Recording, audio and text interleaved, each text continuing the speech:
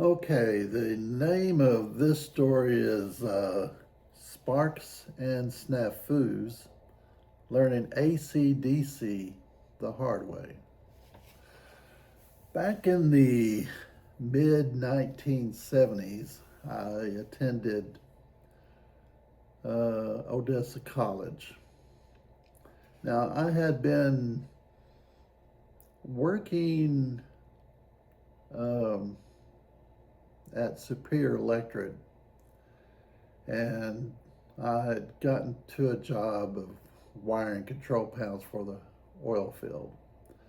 So I was doing this every day, and when you these control panels, they got all these, they got clocks, capacitors, um, all these contactors, all these little devices that you connect all together and you wire them up, and it runs off of course, this electricity. And in this shop, it is either 220 volts or 440 volts that this equipment operated off of.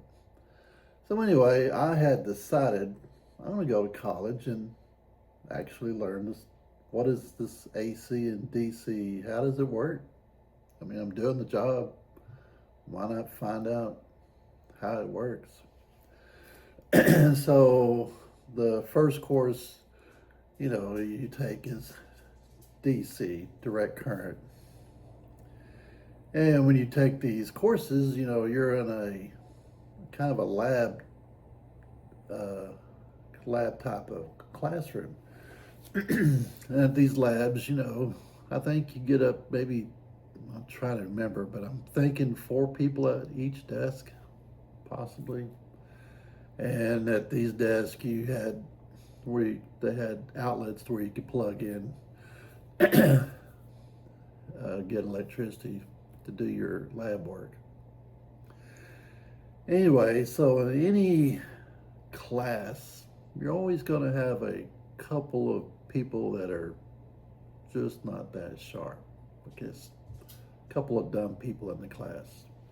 I remember these two kids were sitting at this one lab position, and somehow or another they got the bright idea of taking a paper clip and putting it into a electrical outlet.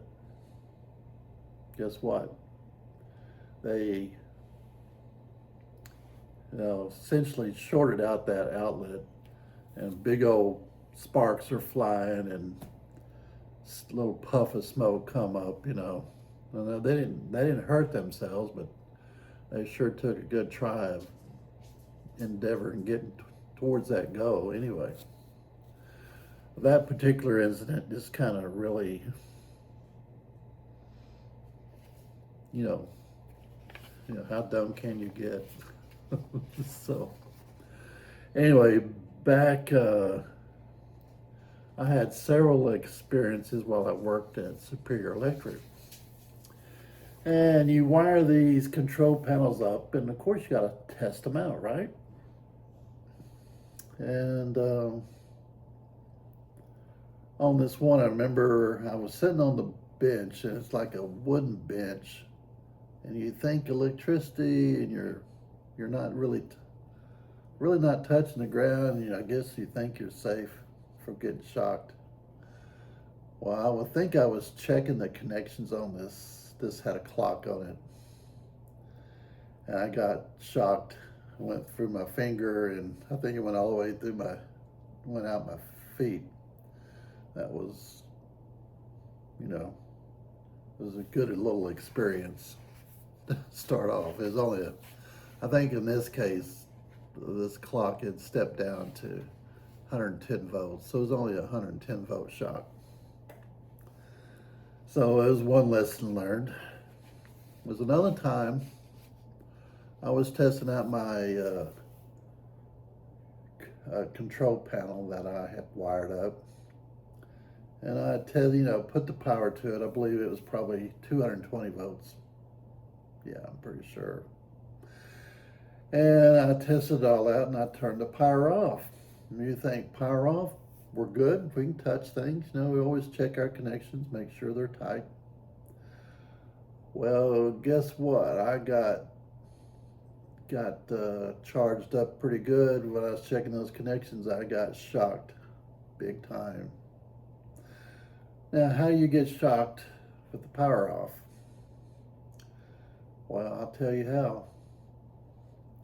Well, this particular control panel had capacitors wired in, so I had wired capacitors into the circuit. Well, after you turn the power off, capacitors, they're designed to hold the charge. They hold the power in there. Even if the power's off, they still are fully charged, ready to go. All they need is something to discharge. And it turns out I was the dischargee, I guess you could say. And I got popped pretty good. The only good thing about this being shocked is once that capacitor discharges, it run out of juice and it's more or less not juiced up anymore, let's say. So that was my second experience of dealing with electricity there. I got it. There's another one. I remember had a soldering iron, and I'm not sure why, but I had rigged up this soldering iron. I had spliced the wires together to the outlet. Either the plug was defective and I cut off the plug and was wiring a new plug in there or something. But I had the wire exposed. I had twisted the wires together, and I was using it to solder something. Anyway, this being only 110 volts this time again, I accidentally touched these live wires and it went through into my finger and went out my thumb. It just took the shortest path and made a complete circuit there. And I lucked out that it only took that little short path in the finger and then out the thumb. Poop, real quick. Of course, you let go, right? There was one of the things they taught me, I was taught, if you grab hold of a wire, don't grab it like that. If you're going to test a wire, don't grab it with your deal, because if you get shocked, I think your hand just will close like that and grab onto the wire. So if you're going to touch a wire, touch with the back of your hand.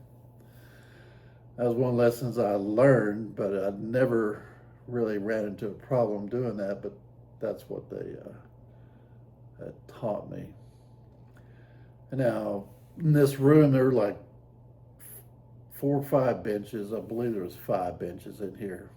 And so everybody's wiring their control panels up, and everybody's testing them out at the same time. And I'm at my bench, I'm the one that turns the power on or off. And I tell the power whether it's 220 or 440.